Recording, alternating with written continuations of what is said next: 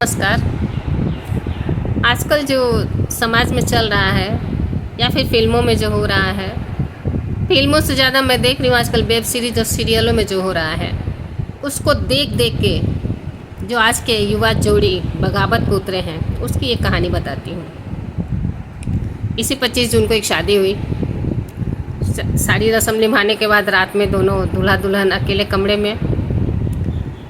दुल्हन ने दूल्हा को साफ कहा, मुझे छूना मत, मैं किसी और की अमानत हूँ। जी हाँ, मुझे छूना मत, मैं किसी और की अमानत हूँ। मुझे छुए तो मैं तुम्हें टुकड़े टुकड़े काट दूँगी। इतनी हिम्मत कहाँ से आती है?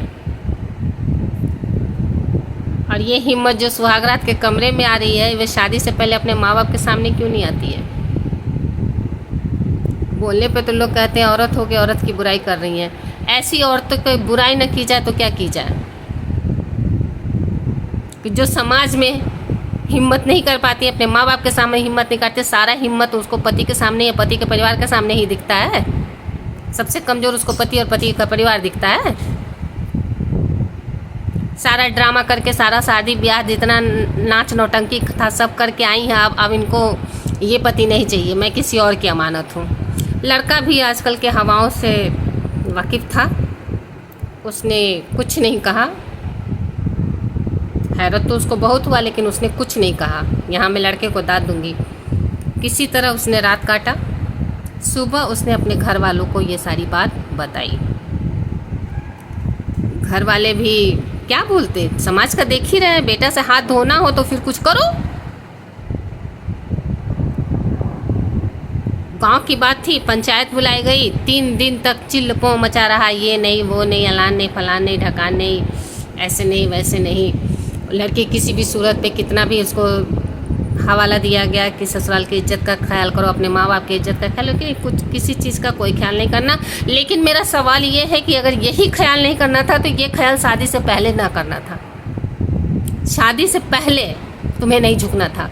शादी करने के बाद ये पंचायती में जो जवान फाड़ फाड़ के चिल्ला रही है, मुझे प्रेमी के साथ रहना है, यही जुबान तुम शादी से पहले अपने परिवार में गला फाड़ फाड़ के चिल्ला ली होती, मुझे अपने प्रेमी के साथ रहना है, तो किसी बेटे का या किसी माँ के सपने का कत्ल नहीं हुआ होता।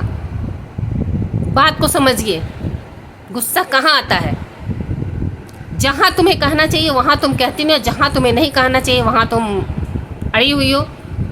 हुआ पंचायत, हुआ दुनिया जहान हुआ, लेकिन जब लड़की नहीं मानेगी तो कोई ज़बरदस्ती उसको किसी के घर में रहने देगा? सवाल ही नहीं उठता। कितने दिन रहेगी कांड करेगी। आजकल जो चल रहा है तो सोशल मीडिया की बहुत बड़ी देन है कि हर लोग इस तरह के कांड से अब वाकिफ़ हैं। सब लोगों के पास इस तरह की न्यूज़ जारी है, और ज़्यादा नहीं तो लेकिन थोड़ा थोड़ा लोग तो अब सावधान हो ही गए हैं। ऐसी सावधानी का नतीजा था कि उस लड़की को गाँव वालों की सहमति से प्रेमी के साथ ही भेज दिया गया।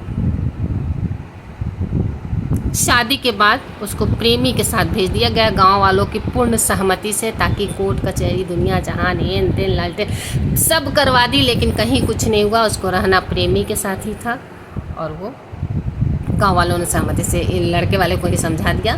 क्योंकि आजकल जो सबसे कमज़ोर पार्टी है वो लड़का वाला पार्टी है। हर समझौता लड़का वाले को करना है।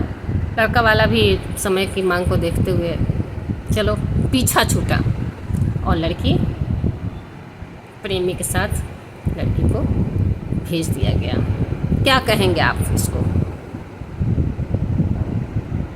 क्या कहेंगे?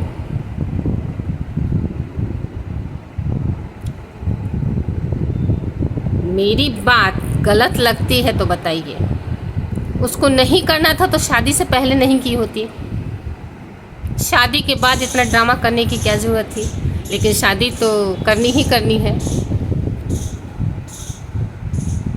खैर, गांव वालों ने समझदारी दिखाई। सबसे ज़्यादा समझदारी लड़के ने दिखाई, लड़के के परिवार वाले ने दिखाई। लड़की अपने प्रेमी के साथ गई। ईश्वर जाने कितने दिन उसके साथ रहती है, और फिर नया कांड करेगी। क्योंकि ऐसे लोगों की ज़रूरतें कभी पूरी नहीं होती। आपका क्या कहना है? धन्यवाद।